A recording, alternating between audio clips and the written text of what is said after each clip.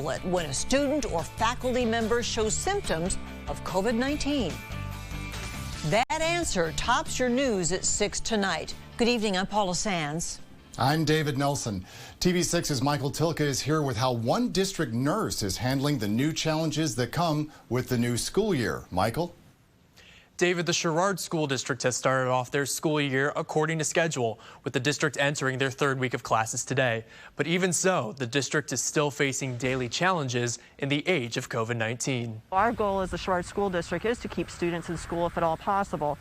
Sanya Boucher is the head nurse in the Sherrard School District and is facing a school year like no other, as the district is doing its best to keep things as safe and normal as possible.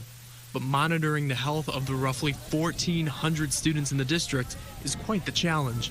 If the individual has a headache, or the individual has a runny nose, or they have a stomach ache, or a cough, or any of those listed COVID symptoms, we have to send them home. It's not like they have to have more than one. It's just any one. The student also may not be the only one in their family going home sometimes. And then not only does the student have to go home, but then their siblings have to go home, and if their parents work in the district, they have to go home as well. And that's difficult for some people, But the hardest part might be getting students back into the school.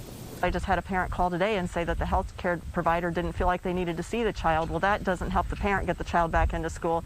That doesn't help the nurses, because then we have to say no, they can't come back, because we have to follow IDPH guidelines.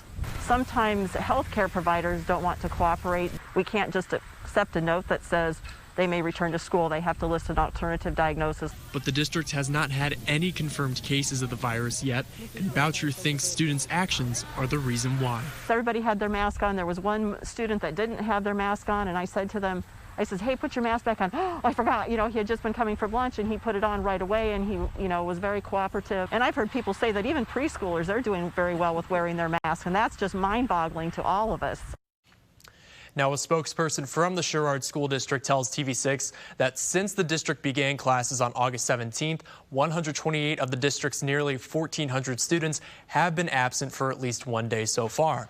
Of those students that have been absent, 84 students have met IDPH guidelines and have returned to class. David, back to you.